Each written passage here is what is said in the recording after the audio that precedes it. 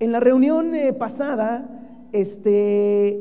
vimos que ese día del Señor, ese día de la ira, fue explicado más a detalle por una revelación que le fue dada a Juan, el apóstol Juan, cuando él estaba extraditado, por decirlo de alguna manera, en una isla, precisamente por el Imperio Romano, por su fe.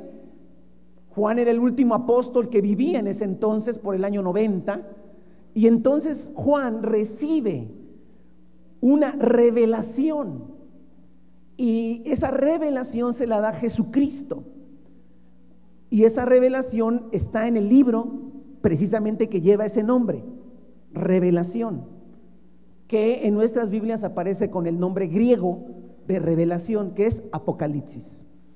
Apocalipsis es la revelación que el Señor Jesucristo le dio al último de los apóstoles de la era apostólica, de los 12 apóstoles que vivía, y le revela a detalle cómo es el fin de los tiempos, cómo es la aparición de ese día de la ira de Dios, ese día del juicio de Dios a esta tierra y del regreso de nuestro Señor Jesucristo. Bendito sea el nombre del Señor. Entonces el Señor Jesucristo regresará. Entonces el Apocalipsis revela detalles de ese tiempo, y como lo vimos en la enseñanza anterior, el Apocalipsis está organizado por 7 sellos, por 7 trompetas y por 7 copas. Los 7 sellos solamente son los rollos de aquel tiempo, estaban sellados y no podían leerse a menos que se rompieran los sellos. Apocalipsis revela que Jesucristo es el único digno de romper los sellos, y a la hora que se van rompiendo los sellos se muestra lo que contiene ese libro o ese rollo en ese tiempo.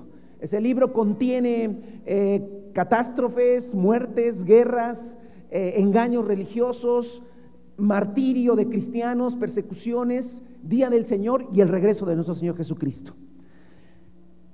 Después el Apocalipsis habla de 7 trompetas que tocan 7 ángeles, y esos 7 trompetas son juicios previos que anuncian la llegada del día del Señor. Son juicios donde Dios espera que la gente se arrepienta, que la gente voltee a Dios y diga: Dios, perdónanos por la idolatría, perdónanos por la sangre que se ha derramado, perdónanos por el adulterio, perdónanos por la mentira, perdónanos por todo lo que hemos ofendido. Esas 7 copas son juicios bien terribles, mucho peores de los que un terremoto como el que sentimos o otras cosas que hayan pasado, según lo que revela. Y esos 7 trompetas traen esos 7 juicios, pero no son el día del Señor. Son trompetas, las trompetas anuncian la llegada de algo.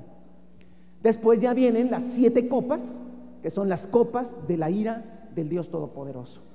Esas 7 copas traen plagas terribles a la tierra, y con eso marca nuevamente que se arrepienta la gente.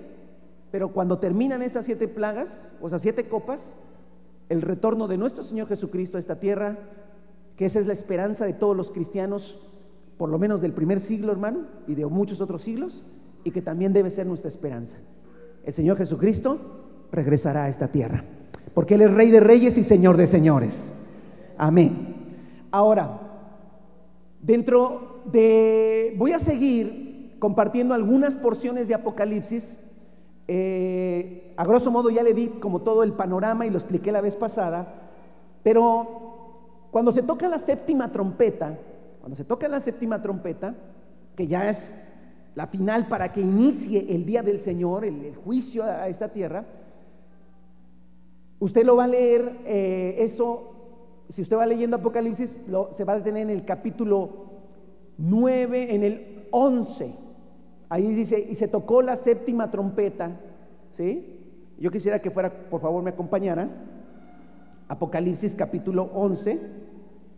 Tome su Biblia, por favor, y vayamos.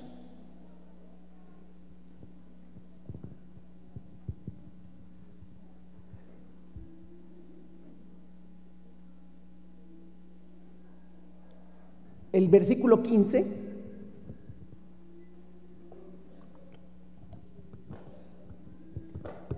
La Biblia dice: bienaventurados los que leen este libro, Y los que lo entienden, dice, bienaventurados los que leen, al final dice, es una bienaventuranza leer esto, hermano. Es una bienaventuranza leer esto, los que nos visitan, dice la palabra, bienaventurados los que leen y comprenden lo que está pasando, lo que va a pasar.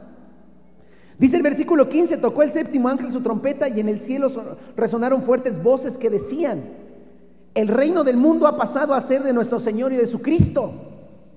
Claro, porque toca la última trompeta y Él reinará por los siglos de los siglos.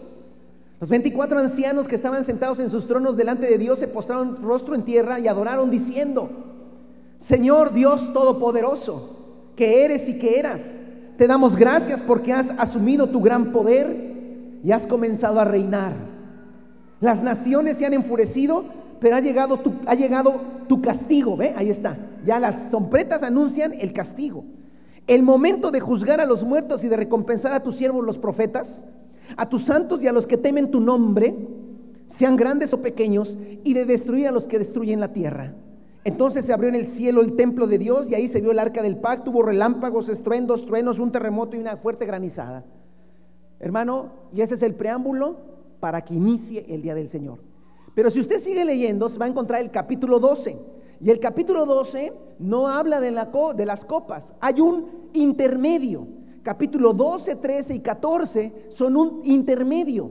Y hoy quiero compartir con ustedes el capítulo 12 y 13 de Apocalipsis. ¿Sale? Capítulo 12 y 13 de Apocalipsis lo vamos a estar leyendo, hermanos. Recuerde usted que los primeros cristianos, no sé, hermanos, si esta enseñanza sea actual, no sea actual, no sé, alguien diga, no, vamos a predicar de otra cosa más práctica para nuestra vida en la tierra. Quiero decirle, amado hermano, que la Biblia, la palabra de Dios, tiene cuestiones para la sabiduría en la vida práctica, pero el libro de la Biblia no está escrito para eso. El Nuevo Testamento habla, hermano, de nuestra vida aquí en la tierra para estar esperando el regreso de nuestro Señor Jesucristo. Pablo, en la segunda carta a los tesalonicenses, les dice a los cristianos que no se alteren, que no se inquieten, porque se anda diciendo que el día del Señor ya llegó. Y si el día del Señor llega, es que Cristo entonces regresa. Una vez que termine el día del Señor, Cristo aparece. Por eso, el regreso de Jesús y el día del Señor van de la mano. Y Pablo en segunda de Tesalonicenses dice que no se inquieten de ninguna manera, porque antes del día del Señor tiene que manifestarse el hombre de pecado, tiene que manifestarse aquel inicuo, dice, aquel que viene bajo advenimiento de Satanás, aquel que engañará a toda la gente que no quiso conocer la verdad, entonces será engañado por la mentira. Y entonces arrastrará a toda la gente a la más grande farsa de todos los tiempos y al más grande engaño de todos los tiempos. Y una vez que se ha establecido ese, entonces Jesús vendrá y lo destruirá con el poder de su presencia, con el advenimiento de su gloria, dice. Se lo dije, no se lo dije literal, se lo dije conforme lo recuerdo. Segunda Tesalonicenses capítulo 2, lea del 1 al 12 o anótelo, léalo, ya lo leímos hace como 2 o 3 semanas. Como la aparición de este ser tiene que ver con el regreso del Señor Jesucristo, el capítulo 12 y 13 es bien importante. Vamos a leerlo, por favor. 12 y 13. Apareció en el cielo una señal maravillosa. Hermano, disculpe que vaya interrumpiendo la lectura, pero déjeme darle algunos tips. Dice que es una señal. Eso quiere decir que es algo que figurado. Hay cosas en la Biblia que no son figuradas. ¿Verdad que, hermano, que cuando viene cuando dice la Biblia que caerán fuego y caerá que los manantiales se contaminen, ¿es figurado? No, no es figurado, es literal. Pues la misma Biblia te dice cuándo es figurado y cuándo es literal.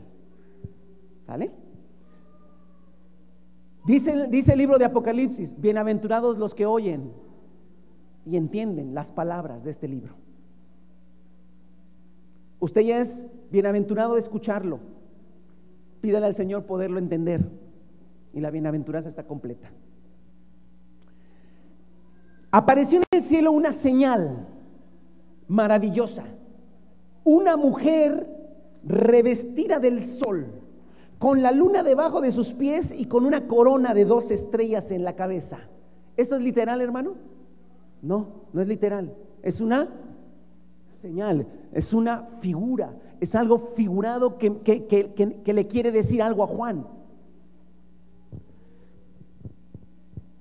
Versículo 2: estaba encinta y gritaba por dolores y angustias del parto. Apareció en el cielo otra señal, un enorme dragón de color rojo encendido que tenía 7 cabezas y 10 cuernos y una diadema en cada cabeza. Con la cola arrastró la tercera parte de las estrellas del cielo y las arrojó sobre la tierra. Cuando la mujer estaba a punto de dar a luz, el dragón se plantó delante de ella para devorar a su hijo tan pronto como naciera. Ella dio a luz un hijo varón que gobernará todas las naciones con puño de hierro. Pero su hijo fue arrebatado y llevado hasta Dios que está en su trono. Y la mujer huyó al desierto, a un lugar que Dios le había preparado para que allí la sustentase durante 1260 días. Se desató entonces una guerra en el cielo. Miguel y sus ángeles combatieron al dragón, al dragón y sus ángeles, y a su vez le hicieron frente. Pero no pudieron vencer, y ya no hubo lugar para ellos en el cielo. Así que fue expulsado el gran dragón, aquella serpiente antigua que se llama Diablo y Satanás, y que engaña al mundo entero. Junto con sus ángeles fue arrojado a la tierra. Luego oí del cielo un gran clamor que decía: ha llegado ya la salvación y el poder y el reino de nuestro Dios. Ha llegado ya la autoridad de su Cristo, porque ha sido expulsado el acusador de nuestros hermanos, el que los acusaba día y noche delante de nuestro Dios.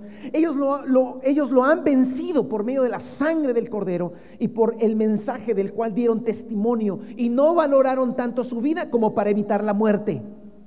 Por eso, alégrense cielos y ustedes que los habitan, pero ay de la tierra y del mar. El diablo lleno de furor ha descendido a ustedes porque sabe que le queda poco tiempo.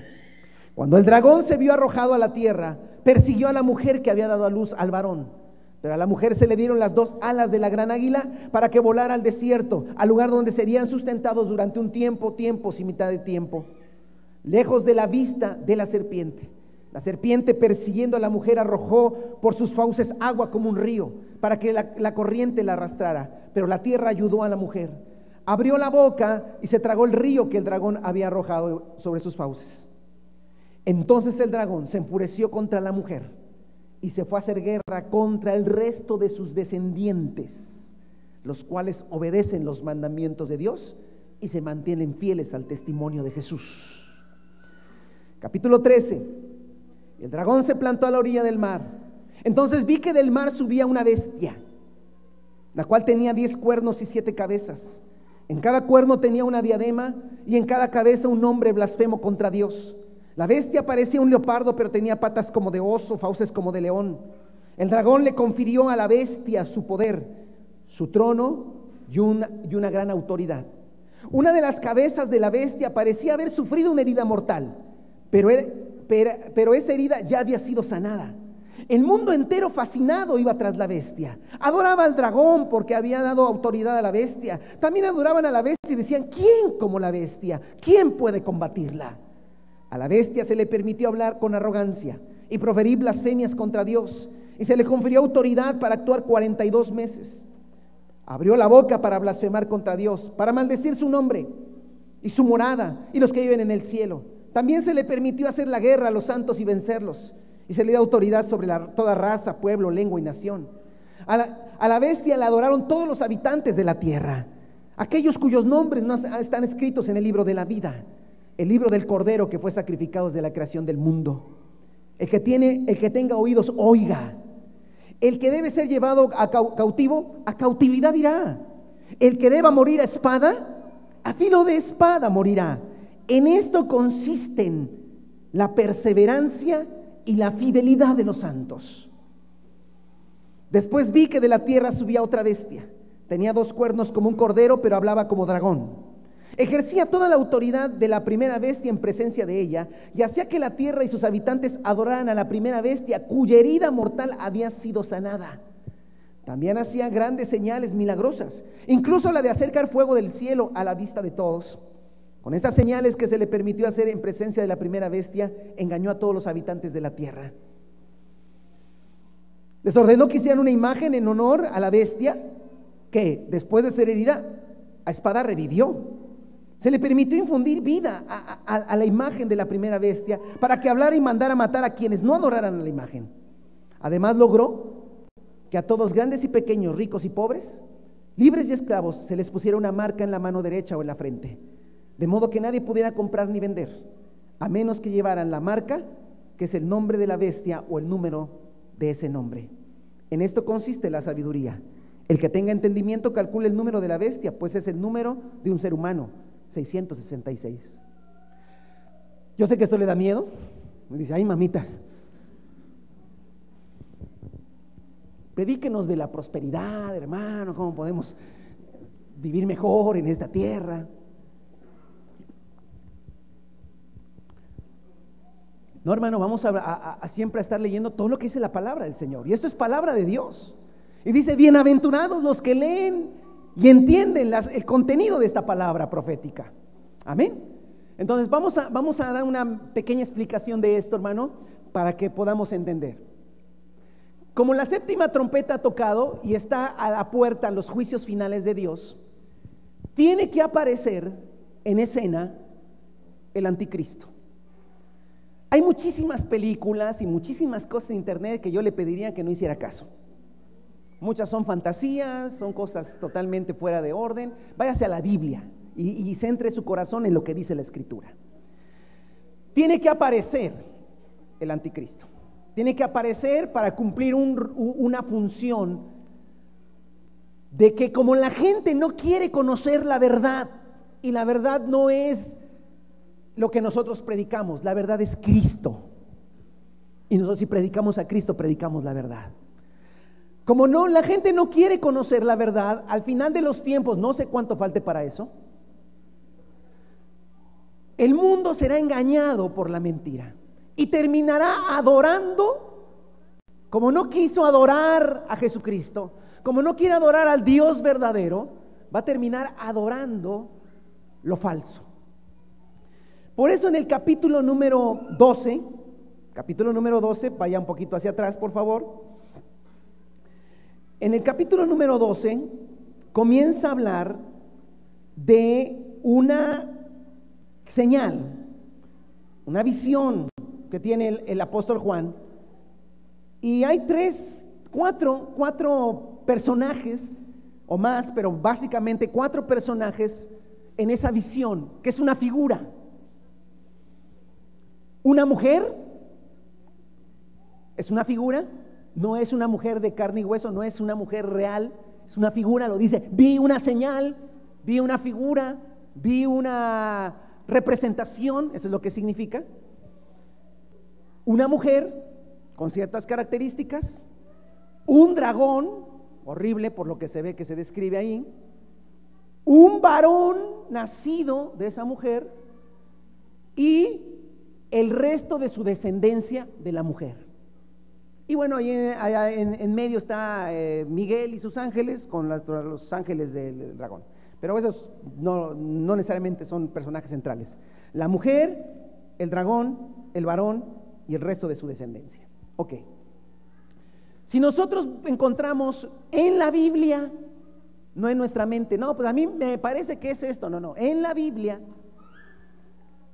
¿quiénes son? Entonces podremos entender qué le querían decir a Juan y qué nos quieren decir a nosotros.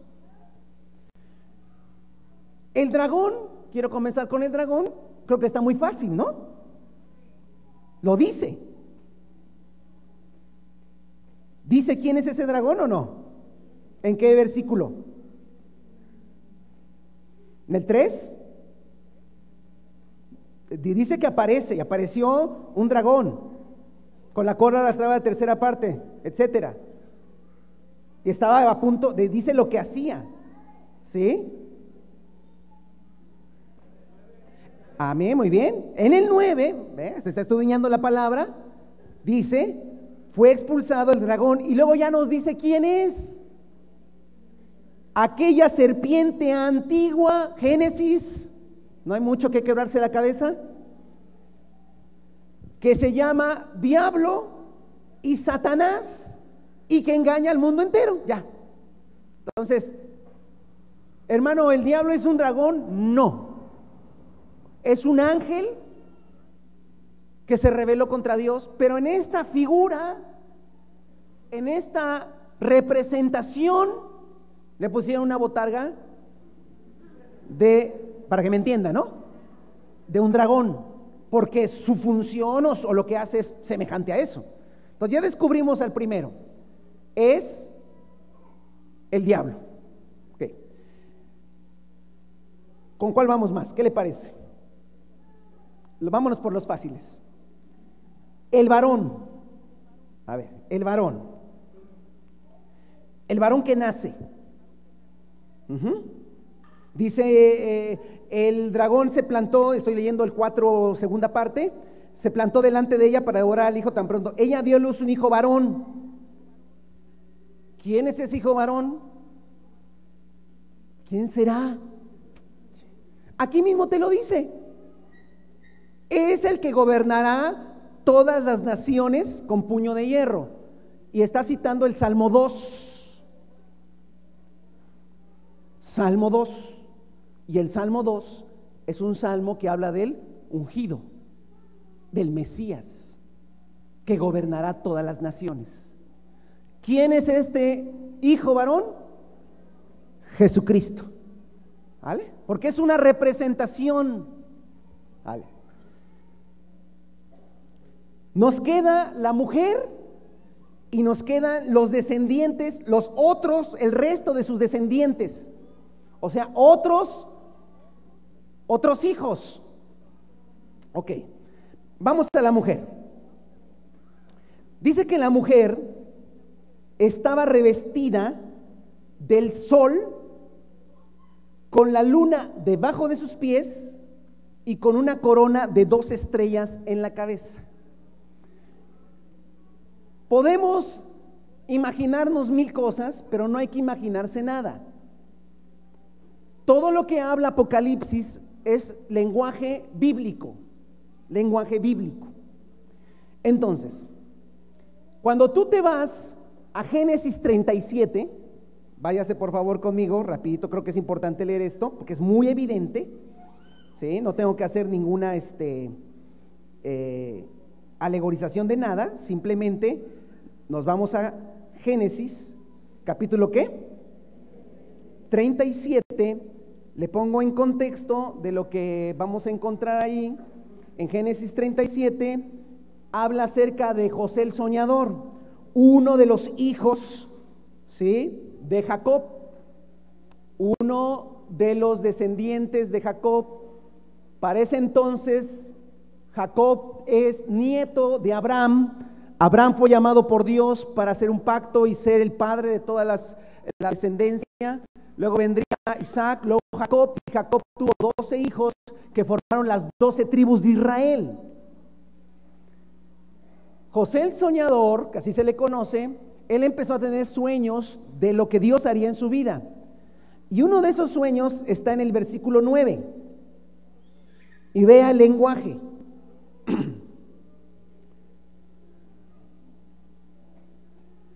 Después José tuvo otro sueño y se lo contó a sus hermanos.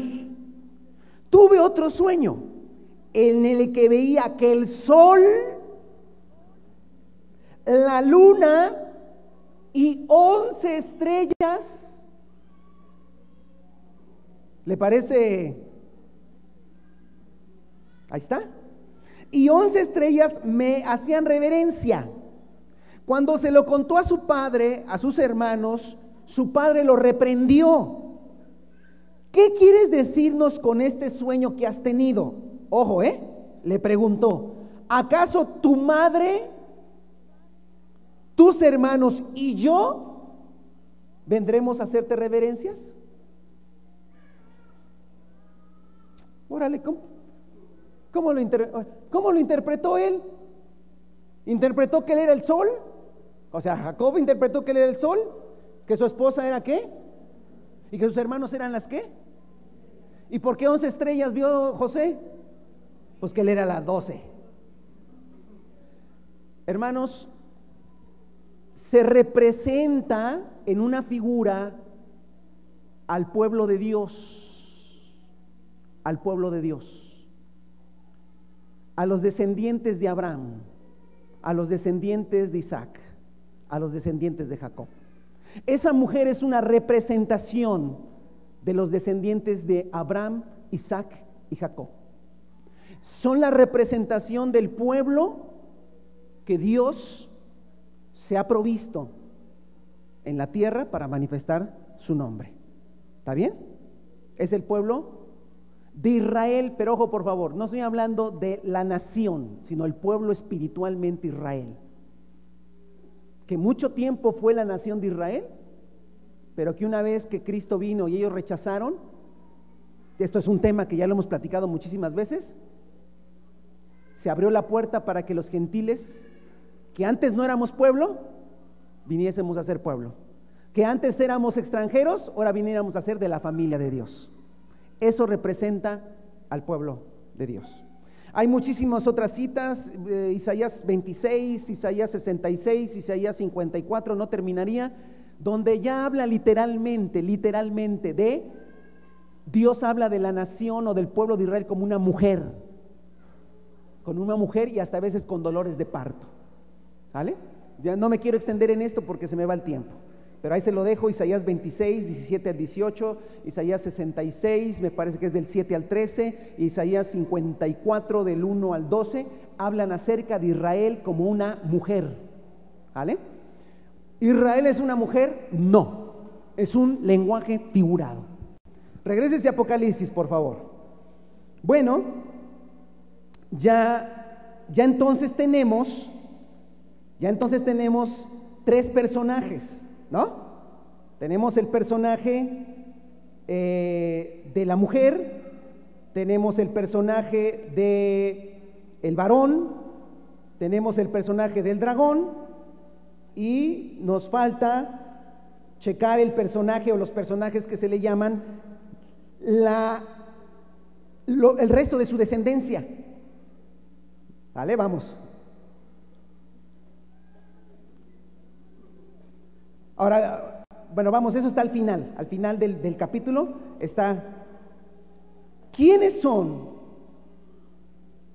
los otros de su descendencia? Dice, los cuales, dice, entonces el dragón se enfureció contra la mujer y fue a hacer guerra contra el resto de sus descendientes, o otros descendientes, diría. ¿Quiénes son? A ver, ahí mismo dice, son los que guardan los mandamientos, obedecen los mandamientos de Dios y se mantienen fieles al testimonio de Jesús. ¿Quiénes serán? Creyentes. Creyentes. Oiga, hermano, pero nosotros no somos israelitas. No somos israelitas de sangre, pero somos israelitas en el espíritu. Ay, a ver, no, tranquilo. No dije ninguna barbaridad, está en la escritura. Si no, cheque cuando yo hablé acerca de la familia de Dios, que hay una sola familia, que Dios escogió una sola familia, y es la familia de Abraham. Nosotros nos hacemos hijos de Abraham por la fe, no por la ley. No necesitamos volvernos judíos para ser hijos de Abraham. Somos hijos de Abraham por la fe.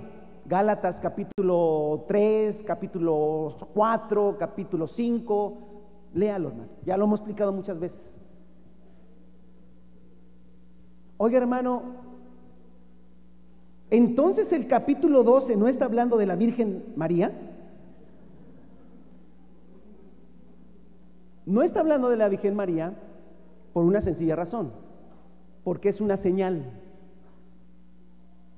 es una figura, y la figura de la cual está hablando Dios es Israel. Pero dice que le nació un hijo varón, ¿sí? Jesucristo, ¿de qué nacionalidad era? Era alemán, chino, ¿no? Era judío. La salvación vino y nació por medio del pueblo judío. Entonces, hermano, Apocalipsis capítulo 12 es un Tremenda visión, hermano. Por eso Juan dice, vi una gran señal, porque te está manifestando, hermano, la guerra espiritual verdadera que se libra en los aires. Amén. Entonces, si lo vamos a leer nuevamente, déjemelo irlo diciendo con ya sabiendo de qué se trata. Entonces, primeramente dice Juan, vi una señal, y bueno, ya entendemos que la señal es Israel. No Israel la nación como tal, sino Israel espiritual. Apareció en el cielo una señal, una nación, la nación con las 2 estrellas, las 12 tribus de Israel, todo eso, una nación. Esta nación estaba encinta y gritaba con dolores de parto y angustia. Y apareció en el cielo otra señal, un enorme dragón, ya sabemos, el diablo. Y arrastraba la tercera parte de las estrellas del cielo. Cuando la mujer estaba a punto de dar a luz, cuando la nación de Israel iba a nacer Jesús, el dragón se plantó delante de ella para devorar a su hijo. ¿Eso fue cierto? Sí. Recuérdese cuando Herodes supo que había nacido el rey de Israel, le dijo a los magos del oriente, no a los 3 reyes magos, por favor, a los magos del oriente les dijo que qué buscaban, y dijeron, es que hemos visto una estrella que nos guía y ha nacido un rey. Y Herodes le dijo, qué bueno, me avisan dónde lo encuentran para ir a adorar. ¿Cuál? Para ir a adorar, para irlo a matar, porque no puede haber otro rey más que él. Y entonces, hermano, estos magos del oriente fueron avisados por un ángel que no regresaran a ver a Herodes, y se fueron. Pero Herodes se enfureció y mandó a matar ¿a qué? A todos los niños de ciertos meses para abajo. Pero huyó. Señor fue llevado, Jesucristo fue llevado de niño por otro lado para no morir. Hermano, lo que está viendo Juan, le están pasando la película de lo que espiritualmente pasó en aquel tiempo. Amén. Pero no, su hijo no fue devorado por el diablo, ¿sí? Sino ella dio a luz un hijo varón que gobernará todas las naciones. Y dice Apocalipsis a las iglesias, si tú sales vencedor, dice el Señor, tú gobernarás conmigo. Amén. Pero su hijo fue arrebatado y llevado hasta Dios, que está en su trono. ¿Quién se sentó en el trono de Dios, hermano? Jesucristo. Amén, muy bien. Dice Juan que lo que sigue viendo ahora es que la mujer huye al desierto, al lugar donde Dios le había preparado lugar para sustentarlo por un largo tiempo. Se desató entonces una guerra. Este es lo importante, hermanos. Este es realmente lo importante. Se desata una guerra en el cielo, una guerra invisible que no veremos, pero que sucederá. Miguel y sus ángeles combatirán contra el diablo. Y sus ángeles le hicieron frente, pero no pudieron vencer. El diablo no pudo vencer, y ya no hubo lugar para ellos en el cielo. Quiere decir, hermano, que actualmente el diablo y sus huestes se mueven ¿en dónde, hermano? En los cielos. Ahí los deja Dios que se muevan. Por eso Pablo dice, no tenemos lucha contra sangre y carne, sino principados y potestades, gobernadores, malicias espirituales en los aires. Pero va a pasar algo al final de los tiempos. Los van a vencer Miguel y sus ángeles, y los van a confinar o relegar. ¿A dónde? Dice, así fue expulsado el gran dragón, aquella serpiente antigua que se llama Diablo y Satanás, y que engaña al mundo entero. Junto con sus ángeles fueron arrojados a la tierra. Punto importante, hermano, escatológicamente o en los eventos futuros y al final de los tiempos, espiritualmente va a pasar algo. Que el diablo, hermano, va a ser confinado, se le va a reservar que el único lugar donde se va a poder mover es en la tierra. Oiga, hermano, pero el diablo tiene influencia. Sí, el diablo puede venir, tocar la tierra, pero se sigue moviendo ¿en dónde? Es más, hermano, aunque usted no lo crea, yo sé que esto le va a dar así como que ¡ja! El diablo habla con Dios. ¿Eso de dónde se lo fumó usted, hermano? ¿De ahí? Léale. ¿No dice que acusa?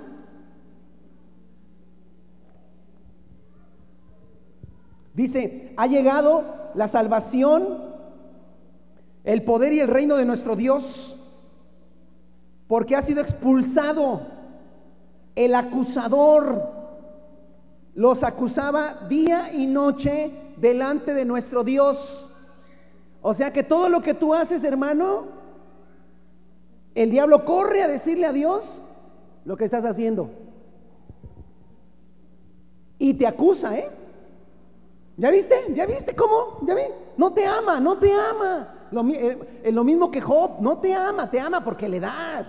O sea, pero el diablo habla con Dios, sí. Pero va a llegar un momento, hermano, en donde le dijeron, diablo, se acabó tu tiempo. Y entonces, no, pero yo quiero estar en los cielos. No, relegado a la tierra, al planeta Tierra. Ya no más vas a acusar. Por eso se oyó una gran clamor en el cielo que decía, ha llegado la salvación, el poder y el reino de nuestro Dios, ha llegado ya la autoridad de su Cristo, porque ha sido expulsado el acusador de nuestros hermanos, el que los acusaba día y noche delante de nuestro Dios. Versículo 11. Pero ¿saben qué gritaban en el cielo? Gritan en el cielo, gritarán en el cielo, pero ellos lo han vencido también, amén. Lo han vencido por medio de la sangre del Cordero, porque la sangre de Cristo Jesús ha borrado nuestros pecados, amados hermanos. Porque la sangre de Cristo Jesús fue derrotada para que, hermano, mi pecado ya no estuviera delante de mí y el diablo no me pudiera acusar. Porque cuando el diablo me acusa de mis pecados, hermano, la sangre de Cristo Jesús me cubre.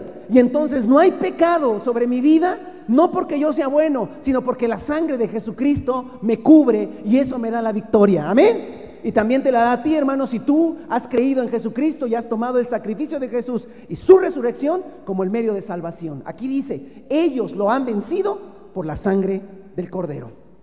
Pero no solamente lo vencieron por la sangre del Cordero, no solamente creí en Jesús y ya creí en Jesús y Él me limpia de todo pecado, mis pecados pasados, presentes y futuros, es que dale vuelo a la hilacha, que de todos modos el Señor te perdona. No, dice, lo vencieron con la sangre de Jesús y por el mensaje del cual dieron testimonio. ¿Sí? Porque nosotros, una vez lavados con la sangre de Jesús, nos dedicamos, hermano, creo que esa es su principal función en esta tierra y la mía, anunciar el mensaje a la gente. Nuestra principal función es predicar a Cristo. Nuestra segunda o tercera función es trabajar, tener hijos, esas son. Nuestra principal función es de dar el mensaje. Aquí dice, ellos lo han vencido porque la sangre de Jesucristo les ha limpiado, pero ellos también han vencido porque dieron testimonio, el mensaje del cual dieron testimonio. Y la tercera cosa, porque no valoraron tanto su vida como para evitar la muerte. Es decir, ellos amaron a Cristo tanto y amaron a Dios tanto y se negaron tanto a sí mismos que algún día por su fe fueron confrontados con la muerte. No hay problema. Hermano, en estos días estuve estudiando la historia de la iglesia y estuve leyendo, hermano, y es una literatura bastante impactante cuando estudian las persecuciones de la iglesia. Durante 3 siglos, nuestros amados hermanos cristianos del primeros 3 siglos, ya mero que tenían un lugar como este para sentarse a escuchar plácidamente la palabra y estar pensando qué voy a almorzar hoy y qué película nos vamos a chutar en la noche. Y ahí nos vemos el próximo domingo. Qué flojera venir, pero pues hay que venir. Hermanos, fueron perseguidos 3 siglos por los crueles emperadores romanos. Una de las persecuciones más terribles fue cuando el emperador Diocleciano los persiguió, hermanos, por un periodo como de 40 años. Según las narraciones de la historia, dicen que fue la persecución más terrible, más sanguinaria, más cruel sobre los cristianos. Eran poblados arrasados, poblados cristianos, por los soldados romanos. Pero ¿sabe qué, hermano? La iglesia nunca desapareció. Diocleciano se juró a sí mismo exterminar de su reino cualquier vestigio de cristianismo. Diocleciano se rindió 40 años después y dijo: ya gasté demasiados soldados, ya gasté demasiado dinero, ya gasté demasiado tiempo y nomás no los acabo. Y termina. Amado hermano, persecuciones a cristianos ha habido en toda la historia de la iglesia y en nuestros días lo hay. Por eso, hermano, la gente vencedora, yo no estoy diciendo que usted a fuerza tenga que pasar persecución, ni yo. Si no la pasamos, está bien, pero debemos estar dispuestos. ¿A qué? A no negar al Señor Jesucristo nunca. ¿Por qué, hermano? Porque esa es la evidencia de que realmente mi corazón le pertenece a Dios. El Señor, hermano, en el Evangelio no hay letras chiquitas.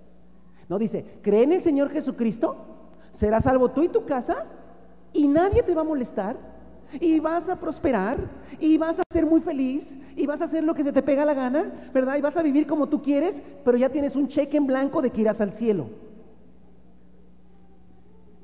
La Biblia dice que por el Señor Jesucristo tendremos persecución, que los enemigos serán los de nuestra propia casa, que estamos en el mundo pero no somos del mundo, que el mundo aplaude a los que son de Él pero odia a los que no se comportan como Él se comporta. En el mundo tendréis aflicción. Yo sé que usted dirá: hermano, es que así no se va a convertir nadie. Si usted habla de eso, no se va a convertir nadie. Le aviso que si usted quiere que alguien se interese en el Evangelio, no les predique esas cosas, porque entonces no les va a gustar. No, el que no te guste es a ti. Y no es que me guste o no me guste, es que ese es el Evangelio. El que quiere ganar su vida la perderá, pero el que la pierde por el Señor la hallará. Jesús lo dijo. Jesús no nomás dijo Juan 3:16, porque de tal manera amó Dios al mundo. Claro que Dios te ama, murió por ti. Pero también Jesucristo dijo: el que no me confiese delante de los hombres, yo no lo confesaré delante de mi Padre. Y Jesucristo dijo: van a sufrir por mí, los van a perseguir, pero ustedes bendigan a los que os maldicen, oren por los que los ultrajan, los van a odiar por mi causa. Lo dijo Jesús, también lo dijo. Y hay que escuchar todo el mensaje. Ahora quiero decir una cosa: si tú no quieres sufrir por el Señor, entonces tú no eres cristiano de verdad. Y si tú no eres cristiano de verdad, estás en tus pecados. Irás a la condenación eterna, porque solamente se salvan los que creen en Jesús y confían en Él y lo aman con todo el corazón. Y lo aman a tal grado que están dispuestos a que, si me tienen que quitar la vida, yo negar a Jesús como mi Salvador, yo negar que soy cristiano, que mi confianza y mi entrega o mi verdadera fidelidad está a Dios, a Jesús. Si por eso me vas a quitar la vida, quítamela. No me salvo porque me quiten la vida. Acepto la consecuencia de ser cristiano. Es que papá, no vivimos como los demás. Oye, no vives con los demás, porque en este hogar somos cristianos.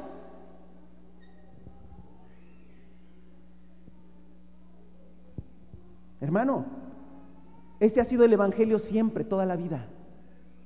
Sacrificio por el Señor. A veces sacrifica más, a veces sacrifica menos, según se requiera.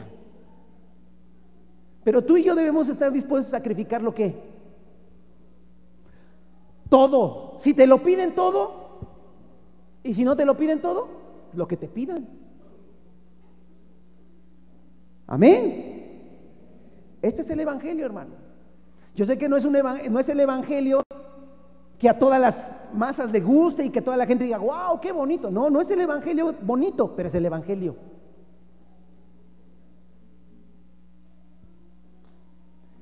Hermano, yo le dije al principio, No solamente tengo que entender lo que creían los primeros cristianos, debo ver cómo lo vivían. Ah, sí, ya entendí que hay que darlo todo por el Señor. Los primeros cristianos también sabían que hay que entregar todo por el Señor. Entonces estamos de acuerdo. Yo estoy de acuerdo con los primeros cristianos. Hay que entregar todo.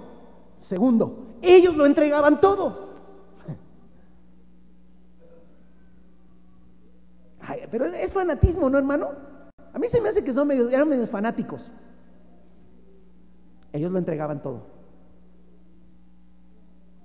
Hermano, durante 3 siglos los cristianos vivieron en pobreza, corriendo de aquí para allá, sin una casa fija, sin riquezas que pudieran acumular. ¿Por qué? Porque los perseguían. Hoy los que predican, hermano, que tienes que prosperar porque Dios, la bendición de Dios es la prosperidad económica, no podía predicarle eso a nuestros hermanos del primeros 3 siglos. ¿Sabe cuál era la predicación de los primeros 3 siglos? Aguante, hermano, aguante, Cristo viene. Ya nos mataron a media congregación, pero sigamos, hermano, al frente y sigamos compartiendo de Cristo. Más o menos esa era. Y no era la pregunta: ¿cuántos quieren la bendición de Dios? ¿Cuántos quieren un carro nuevo, una casa mejor? Que Dios le abra puertas en su trabajo. Pase, oremos. Esa es la predicación de hoy. La predicación es, a lo mejor, yo estoy diciendo, no estuve ahí, pero a lo mejor predicación de: ¿cuántos les mataron a un hijo en esta semana por la fe? A mí pasa, hermano, vamos a seguir orando por ti.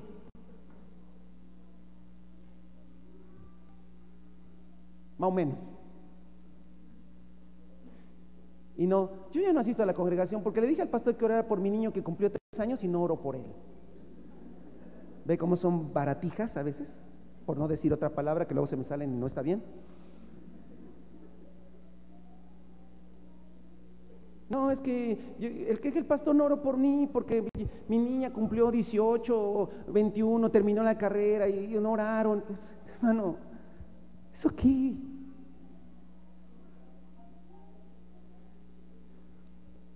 Bienaventurados los que leen este libro y ven que el evangelio es así. Sigo leyendo.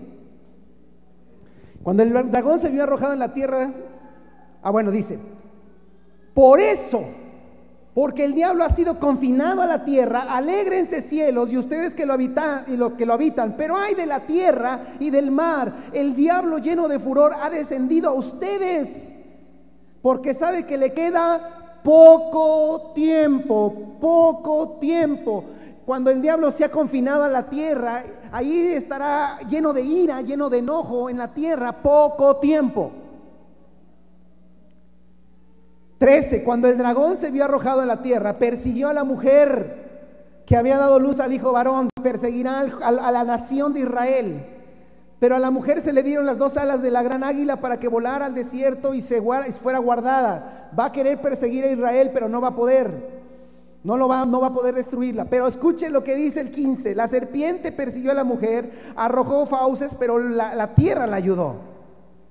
17. Entonces el dragón se enfureció contra la mujer y se fue a hacer guerra contra el resto de sus. Hermano, esto no es nuevo. Que el diablo haya querido destruir a los cristianos por medio de persecuciones no es nuevo.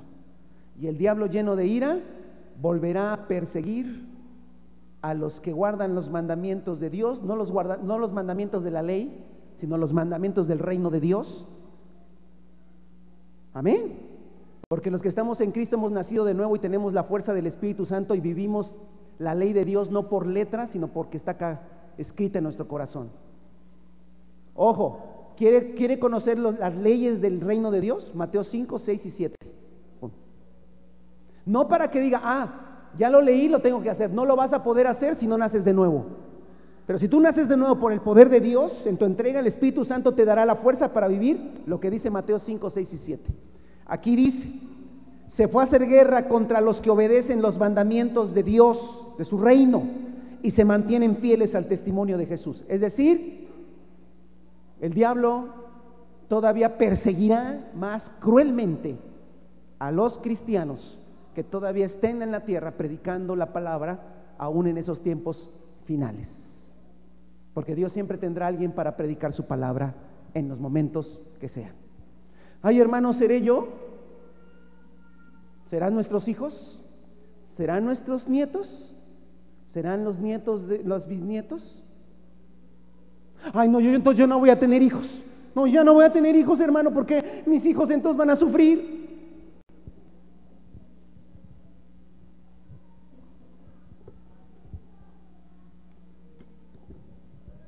No, yo te diría una cosa, hermano. Si este tiempo se aproxima y nos toca a nosotros, amén. Si le toca a nuestros hijos, si les toca a nuestros nietos o a nuestros bisnietos, una cosa deberíamos hacer: enseñar un evangelio radical en nuestras casas. Enseñar a nuestros hijos que vale la pena morir por el Señor. Se dirá, ¿cuál está re loco el que les predica, es que habla de muerte? No, yo no quiero que nadie se muera. Simplemente, hermano, la historia del cristianismo verdadero está lleno del odio del diablo hacia los cristianos, y son tocados cuando Dios se lo permite. Mire, váyase al capítulo 13, ya no me da tiempo de explicar todo el capítulo 13, lo voy a explicar la próxima semana, pero nada más quiero que vea el versículo 7. El diablo llega a la tierra y entonces surge todo un sistema, que lo voy a platicar la próxima semana, del anticristo. Pero dice el 7, también se le permitió hacer guerra a los santos. ¿Quiénes son los santos? Vea todas las cartas de Pablo: a los santos que están en Galacia, a los santos que están en Filipos, a los santos que están en Corinto, a los santos, a los santos, a los santos. Se le permitió hacer guerra a los santos y vencerlos, y se le dio autoridad sobre toda raza, pueblo, lengua y nación. El que tiene oídos, oiga. El que deba ser llevado cautivo, ¿qué dice? A la cautividad irá. Y el que deba morir a espada, a filo de espada morirá. En esto consiste. Aquí se verá que la perseverancia y la fidelidad de los santos. ¿Dónde se ve la perseverancia y la fidelidad de los santos, hermano? En la adversidad. En que por ser cristianos le caigamos mal a la gente, en que por ser cristianos nos odien. No nos odien por guerrosos, no nos odien, hermano, por fastidiosos, porque somos unos malos. No, que nos odien porque nosotros les compartimos de Cristo, porque les hablamos del Señor, porque nuestra vida es diferente. Si nosotros, hermano, claramente dice que cuando el anticristo esté en esta tierra, como ha sido en otras ocasiones, el que tenga que ser llevado a cautividad irá a cautividad, y el que tenga que morir a espada morirá. Ahí se verá la fidelidad de los santos. ¿Más claro, hermano? Y usted dirá, ¿glub?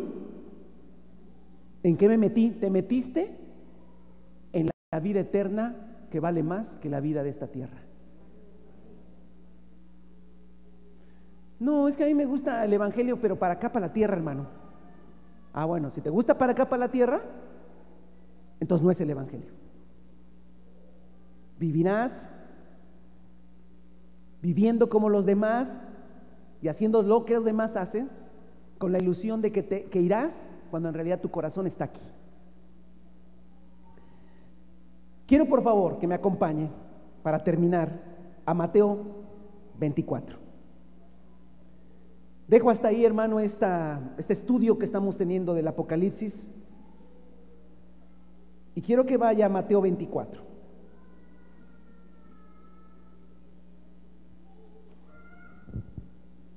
Unos minutos más. Quiero leer esta parte y cerrar esto.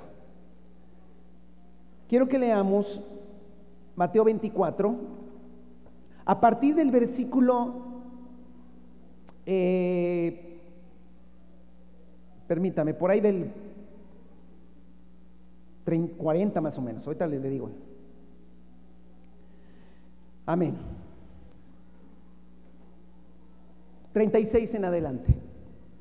Mateo 24. Quiero cerrar esta enseñanza, hermano, de las cosas que están por venir, de las cosas que la iglesia del primer siglo sabía y creía y predicaba, y que nosotros también debemos saber, conocer y predicar. Pero en cuanto al día y la hora, nadie lo sabe, ni siquiera los ángeles en el cielo, ni el Hijo, sino solo el Padre. La venida del hombre será como en los tiempos de Noé, porque en los días antes del diluvio comían, bebían y se casaban y daban en casamiento, hasta el día en que Noé entró el arca y no supieron nada de lo que sucedería. La gente no sabe lo que sucederá. La iglesia sí debe saber lo que sucederá, hasta que llegó el diluvio y se lo llevó todo, a todos. Así será la venida del Hijo del Hombre. Recuerde que esto que leímos es la antesala a la venida del Hijo del Hombre, de Jesús. Estarán dos hombres en el campo, uno será llevado y el otro dejado. Dos mujeres estarán moliendo, una será llevada, la otra dejada. Por tanto, manténganse despiertos, porque no saben qué día vendrá su Señor. Pero entiendan esto: si un dueño de casa supiera la hora de la noche que vendría el ladrón, se mantendría despierto para no dejar forzar la entrada. Por eso también ustedes deben estar preparados, porque el Hijo del Hombre vendrá cuando menos lo esperen. ¿Quién es el siervo fiel y prudente, a quien su Señor ha dejado encargado de los sirvientes para darles la comida a su debido tiempo? Dichoso el siervo cuando su Señor al regresar lo encuentre cumpliendo con su deber. Les aseguro que lo pondrá a cargo de todos sus bienes. Pero ¿qué tal si ese siervo malo se pone a pensar: mi Señor se está demorando? Y luego comienza a golpear a sus compañeros, a comer y a beber con los borrachos. El día en que el siervo menos lo espere y a la hora menos pensada, el Señor volverá, lo castigará severamente y le impondrá la condena que reciben los hipócritas. Habrá lloro y rechinar de dientes. El reino de los cielos será entonces como 10 vírgenes solteras que tomaron sus lámparas y salieron a recibir al novio. 5 de ellas eran insensatas y 5 prudentes. Las insensatas llevaban sus lámparas, pero no se abastecieron de aceite. En cambio, las prudentes llevaron vasijas de aceite junto con sus lámparas. Y como el novio tardaba en llegar, a todas les dio sueño y se durmieron. A medianoche se oyó un grito: ¡Hey, viene el novio! ¡Salgan a recibirlo! Entonces todas las jóvenes se despertaron, se pusieron a preparar sus lámparas. Las insensatas dijeron a las prudentes: denos un poco de su aceite, porque nuestras lámparas se están apagando. No, respondieron estas, porque así no va a alcanzar ni para nosotras ni para ustedes. Es mejor que vayan y que a los que la venden y compren para ustedes mismas. Pero mientras iban a comprar el aceite, llegó el novio, y las jóvenes que estaban preparadas entraron en el banquete de bodas y se cerró la puerta. Después llegaron también las otras: Señor, Señor, suplicaban, ábrenos la puerta. No las conozco, respondió él. Por tanto, agregó Jesús: manténganse despiertos, porque nadie sabe el día ni la hora. Hermanos, cuando el Señor Jesucristo acabó de hablar de los acontecimientos finales, dedicó mucho tiempo a hablar de 2 actitudes básicas de todos los que esperan al Señor. Levánteme la mano. ¿Usted está esperando al Señor Jesucristo? Muy bien, yo lo estoy esperando. 2 cosas que no se le tienen que olvidar. Una es esta parábola, la otra es la siguiente parábola, que la veré el próximo domingo. Pero la primera, le quiero hablar para finalizar esta reunión, esta plática, esta predicación, básicamente de algo muy sencillo. Una actitud de todos los que esperamos al Señor: ser prudentes. Díganlo conmigo: ser prudentes. Y para que no nos quedara duda de qué se refiere, el Señor nos contó una parábola, una historia ficticia, algo que pudo haber sucedido, y que básicamente, hermano, trata de la llegada del novio a la boda y la costumbre judía, que era que un grupo de doncellas, de señoritas, salieran a hacerle como compañía, damas de compañía, para llevarlo, para que se cumpliera y se hiciera la boda. No alegoricemos nada, hermano. ¿Y qué significan las vírgenes? ¿Qué significa? No, porque Jesús no alegorizó nada. Nos dio un ejemplo de a qué se refiere cuando habla de prudencia. Trate de entender la parábola desde este punto de vista. Usted es el novio y usted escoge a 10 amigas cercanas a la novia y cercanas a usted, que las estima y que les pide el favor de que si pueden hacer la función de damas de compañía. Y esas 10 amigas le dicen, claro, no te preocupes, nosotros cumplimos con esa función, para que cuando tú vengas, ¿sí?, nosotros salgamos y te alumbremos el camino y lleguemos, porque esa es parte de la ceremonia. Entonces tal vez estoy yo también haciendo la parábola un poquito más exhausta para entender algo que ellos entendían, porque eran judíos. Nosotros no somos judíos, no tenemos esas costumbres. Entonces, ¿salen muchachas? También la novia dijo, ¿salen muchachas? ¿Listas? ¿Sí? ¿Me hacen ese? Sí, tú no te preocupes, nosotros saldremos a la hora que sea necesario y nosotros iremos alumbrando el camino para que llegue el novio. Listo. Jesús dice que en esta parábola hay una actitud que nosotros debemos tener. Dice que 5 de ellas fueron ¿qué? Prudentes. ¿Y 5 fueron qué? ¿Dónde está la prudencia y la insensatez? Aquí léala. La prudencia era, 5 de ellas eran insensatas. Las insensatas llevaron sus lámparas, pero no pensaron, no se les ocurrió, no previeron, se les fue la onda, estaban distraídas, andaban pensando en otra cosa, que se les olvidó un detallito, que las lámparas ocupan aceite. Más o menos es como, para ponerlo en términos más de nuestro tiempo, tú eres el chofer que va a traer al novio, eres el amigo que dice, oye, entonces, sí, tú no te preocupes, novio, cuando tú aparezcas, llego con el auto y te llevo. Nada más que me distraigo en mi traje, en si me veo muy guapo, en que qué tal luzco, y se me olvidó un detalle: no le eché gasolina al carro. Y cuando llego o quiero llegar, y el novio, ¿ya vienes? ¿Ya? Y resulta que la gasolinería más cercana está cerrada, y voy rápido a comprar. El novio se desespera, agarra un taxi y se va. Al rato ya llego yo, ya llegué. Te pasaste. No, que mira, te explico. O sea, yo confío en ti. ¿Me entiende okay. 5 de ellas no se abastecieron de aceite.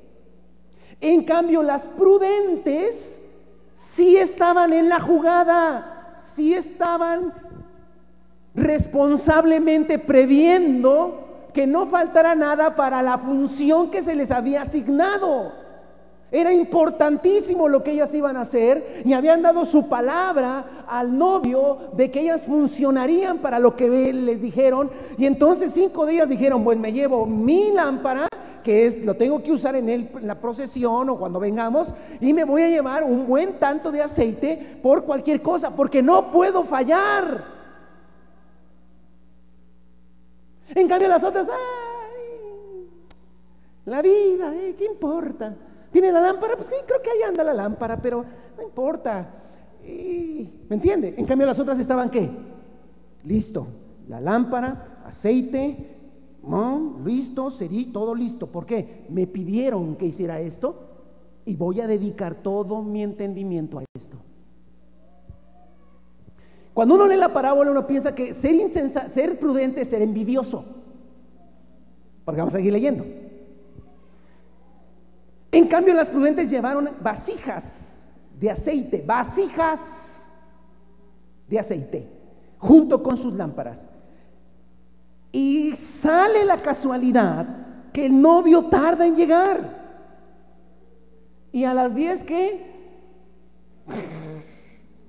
Bien dormidas las 10, porque se tardó el novio, se aburrieron de platicar. No sé si una mujer se aburre de platicar, pero bueno, se aburrieron de platicar y entonces quedaron dormidas. Perdón. En cambio, las prudentes llevaron y se quedaron dormidas. Ese no es el problema. Es que a medianoche, ahora sí que ese novio se pasó, ¿da? Se tardó mucho. A medianoche se oyó un grito: ¡Ey, viene el novio! Salgan a recibirlo. ¿Quiénes tenían que salir a recibirlo? El cortejo designado para eso.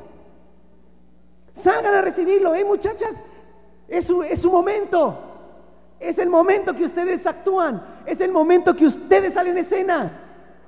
Y rápidamente se quitaron el adormecimiento de la cara y empezaron a preparar lo que se necesitaba para lo que tenían que hacer. A medianoche se oyó. Entonces todas las jóvenes se despertaron y se pusieron a preparar sus lámparas.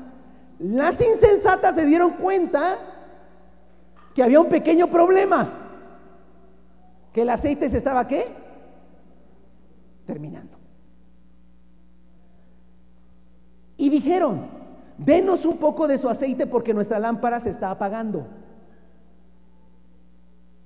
Y las prudentes, que aparte eran bien envidiosas, dijeron: ah, no, vete a comprar el tuyo. No, lea bien. Las prudentes les dijeron: ojo, no, porque así no va a alcanzar ni para nosotras ni para ustedes, y nadie va a recibir al novio. Oigan, muchachas, híjole, es que si yo te doy de mi aceite, ni tú ni yo vamos a llegar al punto donde tenemos que llegar y nadie va a recibir al novio. Ahora sí que, ¿saben qué? Plan B. Nosotras 5 nos adelantamos a recibir al novio. Ustedes córranle a comprar aceite y nos alcanzan allá y resolvemos el asunto. O sea, no es envidia. Es que si no, ¿quién iba a recibir al novio? ¿A oscuras? Pobre novio, no iba a llegar donde está la novia. Y dijeron ellas, las insensatas: sí, manita, ahorita las alcanzo.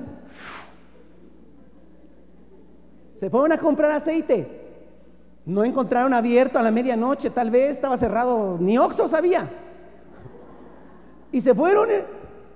El novio se encuentra a las 5 y dice: oye, eran 10, ¿no? Y ahorita, no te preocupes, ahorita llega, pero 3 de un lado y 2 del otro lado, un poco mocho, pero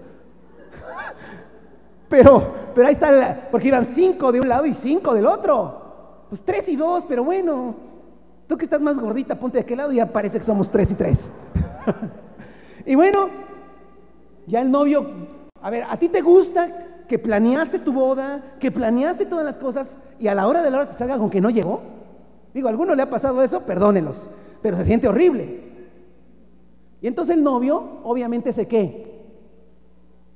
molesta y dice: si por eso las escogí, les avisamos con tiempo, les dijimos lámparas, les dijimos que no fueran a fallar. ¿Por qué fallaron? Por insensatas, por no estar en la jugada, por no estar a lo que deben estar, por estar pensando en otra cosa. Cuando las insensatas llegan: ay, perdón, manito, dijo el novio, era muy malo el novio, digo, ni les abran. Ya llegamos. No las conozco, mala onda que son.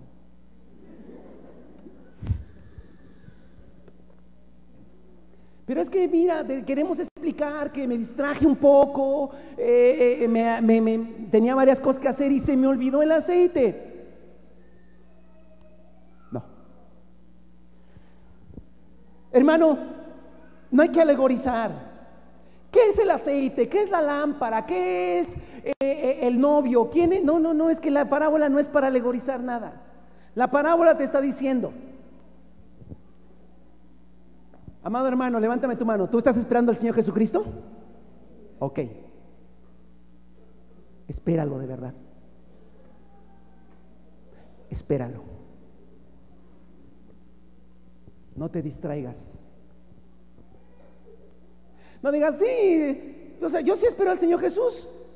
Mientras, ¿a poco esto es pecado? Mientras, me cae mal fulano. Mientras, pues una lanita mala vida, pues no hay problema. No estoy diciendo que te vas a salvar por tus obras. Estoy diciendo que si lo vas a esperar, consagra tu vida a esperarlo. Y todo lo que hagas tiene que ver con que Jesús regresará por ti. Todo. ¿Me puedo pelear con mi mujer? Sí, sí puedes. ¿Eso te enfoca en esperar a Cristo? No, al contrario, eso me estorba. Pues entonces reconcíliate con tu mujer y punto. Entre los cristianos no hay divorcio, hermano. O sea, o te llevas bien o te llevas bien.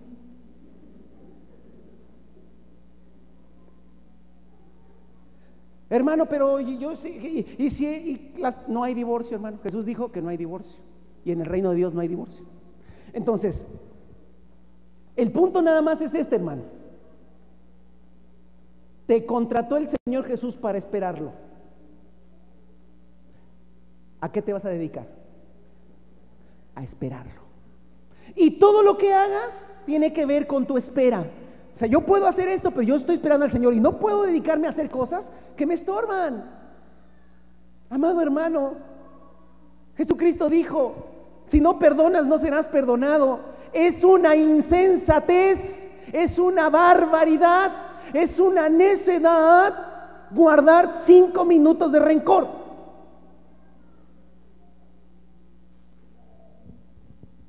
Imagínate un año. Es una insensatez. ¿Por qué? Porque estoy distraído. No es que me hizo, no es que esto, es que mira cómo me trata, es que lo otro. Estás distraído, tu mirada acá, porque te contrataron para recibir al novio. Prevé todo lo que necesitas. A lo mejor nomás necesito la lámpara y el aceite, nada más llevo eso, no llevo más, porque no me tengo que distraer. La insensatez es distraernos. Pues es que mi mujer no me trata bien, pero pues aquella ya como que me está haciendo ojitos. Dios sabe qué. Dios sabe que eres un insensato y no estás esperando al Señor Jesús. ¿Sabe cuál es el problema? Que estamos esperando que nos vaya bien en esta vida.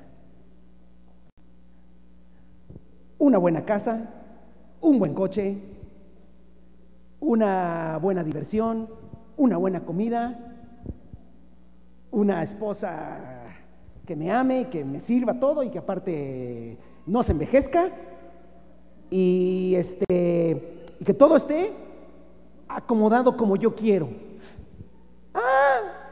Y aparte espero a Jesús. ¿Cómo? No. Espero a Jesús, predico su palabra, formo hijos para el reino, sirvo a los demás. Y si el Señor me da una casa, un carro, úsalo para el reino, se acabó. Pero el que quiere enriquecerse caerá en lazos del diablo. No acumules, dijo el Señor Jesús. No acumules riqueza, ayuda al pobre, al necesitado. No acumules riquezas, dijo Jesús, ¿o no lo dijo? Con que tengas que comer y dónde y qué vestir, ¿estás qué? Contentos. Porque el que se quiere enriquecer caerá en lazos del diablo y en muchos problemas. Y se va a enredar en la vida y no va a estar esperando al Señor Jesús. Ay, hermano, ese es un mensaje de pobreza. No, ese es el mensaje del Evangelio. Y el Señor añadirá lo que necesita añadir a tu vida. Con esto estoy diciendo: no trabajes, no hagas negocios, no tengas, la tienda, es tu negocio, hazlo. Pero que tu corazón no esté ahí, que tu corazón está en que Cristo regresará. Y que me encuentre haciendo lo que me puso a hacer: predicar su palabra, amar a mi hermano, amar a mi enemigo, ayudar al necesitado, proclamar la palabra, formar hijos, amar a mi mujer, guardarme en santidad. A eso me mandaron y a eso me voy a dedicar. Que el mundo me diga que es un desperdicio, que el mundo me diga que no disfruto de esta vida, no la disfruto, porque voy a disfrutar de la vida eterna. No guarde rencores de nadie. No, es que me hicieron. No sea insensato, perdone. No, es que no he hecho nada en la vida. ¿No has hecho nada? ¿No le has predicado a alguien de Cristo? Pues sí, a varios hiciste mucho en la vida y puedes hacer más. No, pero pues, ¿qué voy a hacer cuando sea viejito? Viejo.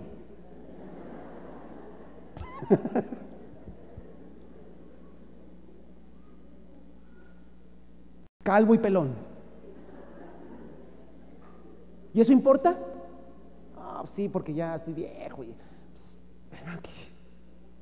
Predica a Cristo, tu vida en santidad, no odies a nadie, hazle bien a todo mundo, sé de fácil trato, no te metas en problemas, predica al Señor Jesucristo, vive en santidad, cuida que en tu casa se glorifique el nombre del Señor, porque tú lo estás esperando. Póngase sobre sus pies, hermano, vamos a darle gracias a Dios. Bendito sea el nombre del Señor. Si te vas a dedicar a esperar al Señor Jesucristo, dedícate a eso. Mientras estudia, trabaja. Dios pone a alguien en tu camino, te enamorarás, te casarás.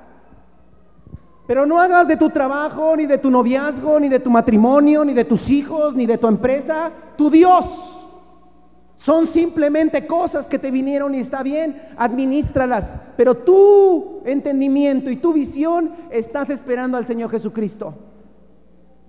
Y todo lo que estorbe, todo lo que te distraiga de lo que te mandaron a hacer, que es esperar a Jesús, quítalo de tu vida, quítalo de tu corazón, porque no conviene, hermano, porque entonces somos insensatos.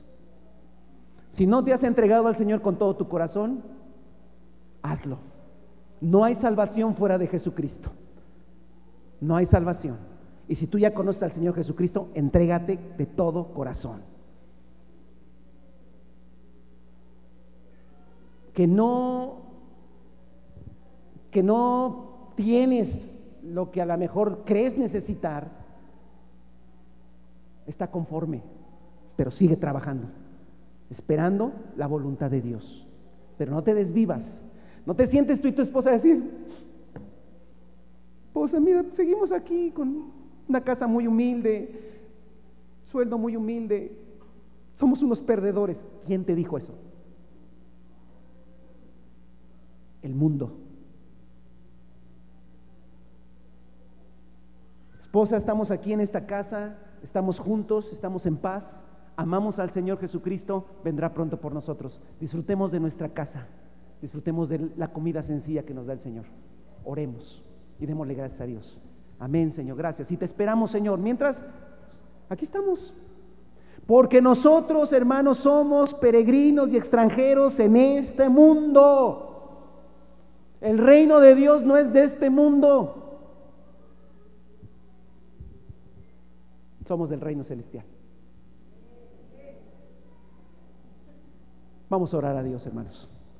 Vamos a orar a Dios.